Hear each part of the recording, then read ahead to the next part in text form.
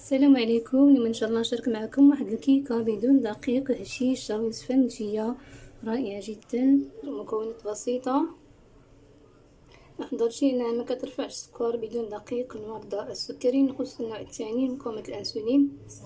كل عام وانتم بخير، واذا بغيتوا الطريقه تابعوا معي الفيديو حتى النهايه ان شاء الله، وما تنسونيش من اللايكات والتعليق الجميله، لان اللايكات كيرفعوا الفيديو باش يشوفوا اكبر عدد من الناس.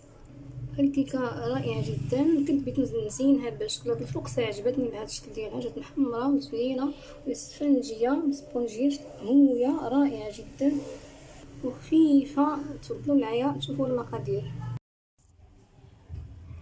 هذا واحد الكيك غنستعمل فيه اللوز، شويه ديال السنجلان وزريعه الكتان، تقريبا 2 معالق ديال السنجلان وزريعه الكتان، وواحد يوغورت مسوس، شويه ديال زيت الزيتون تقريبا 3 معالق، 3 ديال البيضات، وغادي السكر ديال الدايت، وخميره الحلويات اللي بغى يستعملها، اللي ما بغاش يدير بيكربونات الصودا او اي حاجه كيستعملها. بالنسبه لسكر الدايت اي نوع كتستعملوه، اللي ما عندوش مشكل، اللي ما عندوش سكري ممكن يستعمل التمر او العسل. اول حاجه كنطحن هاد اللوز وهاد المكسرات. هو الاول اللوز كنطحنو بقشورو وكنحمروش. من بعد ما طحنت اللوز على هذا الشكل، يكون طحن ناعم، طحن جيد، كنطحن السنجلان او السمسم مع بودر الكتان. نستعملهم دائما لا في الكيك او لا في الخبز، لانهم عندهم قيمه غذائيه عاليه جدا ودهون صحيه والياف. بعد طحنت السمسم والسجلان مع زريعه الكتان على هذا الشكل. هذا السمسم غني جدا بالكالسيوم، فيه الكالسيوم كميه كبيره ودهون صحيه والياف، وزريعه الكتان مهمين جدا في التغذيه. بعد كنطرب هاد 3 ديال الحبات ديال البيض مع ملعقه كبيره ديال بديل السكر. كتبقى التحليه حسب الذوق، اللي بغى يستعمل التمر ممكن يستعمل من 3 حتى 5 ديال التمرات، ولا اللي يستعمل العسل ممكن يستعمل 2 حتى 3 ديال المعالق كبار ديال العسل. بعد كنضيف هاد يوغورت مسوس بدون سكر طبيعي. صافي كنطرب طاس ديال البيرلي، كنقيس به زيت الزيتون، تقريبا فيه 4 الملاعق كبيره ديال زيت الزيتون. دونك كنضيف اللوز مطحون تقريبا ديال 10 غرام. صافي كنحرك هذا الخليط ديال الكيك حتى كينسجموا هاد المقادير كلهم. من بعد كنضيف عندي هنايا 2 معالق كبار ديال السنجلان السمسم مع بودر الكتان، كنضيف غير نص، كنشوف الا كفاني كنحبس كذا. من بعد ما خلطت يعني بلي راه خاصني باقي نزيد هاد شويه اللي بقى، يعني المقادير هما هادوك مضبوطين.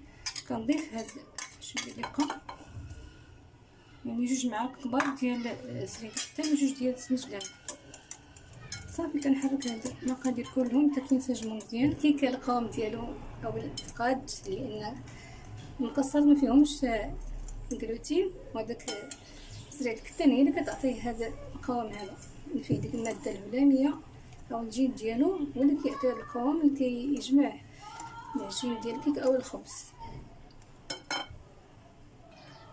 هذا هو الشكل ديال القوام ديال العجين، راه مازال كيتجمع باقي شويه، كتخليه 5 دقائق تلقاه تجمع شويه. هذا هو الشكل ديالو.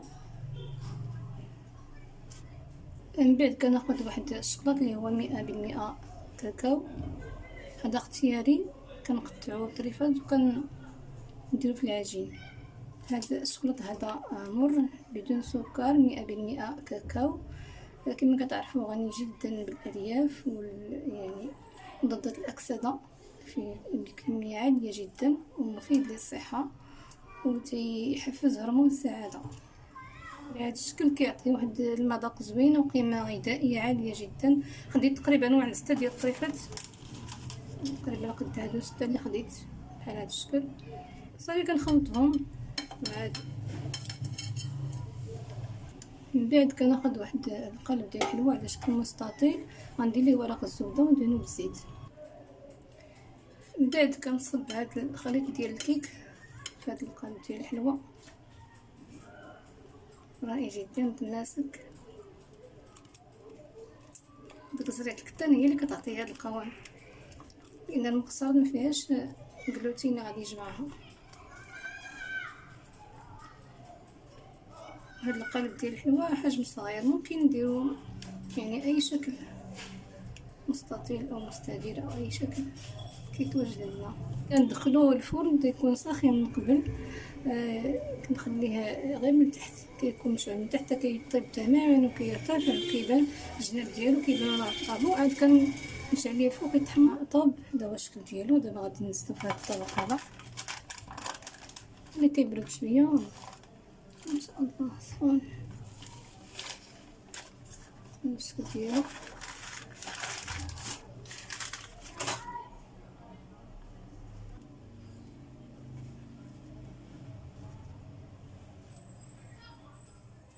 نقطع واحد طرف من هذا الكيك. بسم الله. جا زوين الشكل ديالو، جا اسفنجي شويه. بسم الله. رائع جدا ما شاء الله. الشكل ديالو جا مجعب.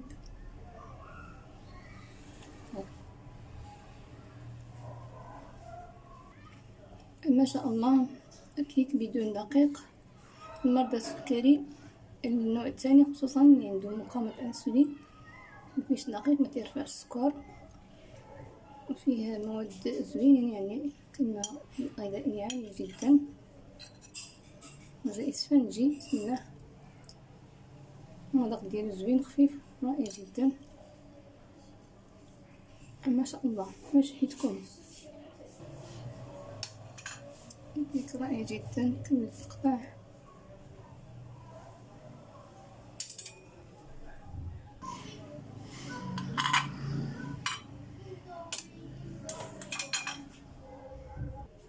هذا هو الشكل ديال الكيك ديالنا. هذا عجبني هذا الشكل ديالو. كنت ندير ليه شكلاط نزينو بشكل الفوق، صح عجبني هكذا احسن، جاني هكذا افضل. كنتمنى يعجبكم وتجربوه. سهل التحضير وقيمة غذائية عالية بزاف، المواد اللي فيه زوينين ورائعين بالنسبة للصحة. واحسن حاجة انه ما كيرفعش السكر بالنسبة اللي عندهم السكري، خصوصا النوع الثاني مقاومة الانسولين بدون دقيق. الى هنا كينتهي الفيديو. شكرا على المشاهدة وحسن المتابعة. الى فيديو اخر ان شاء الله.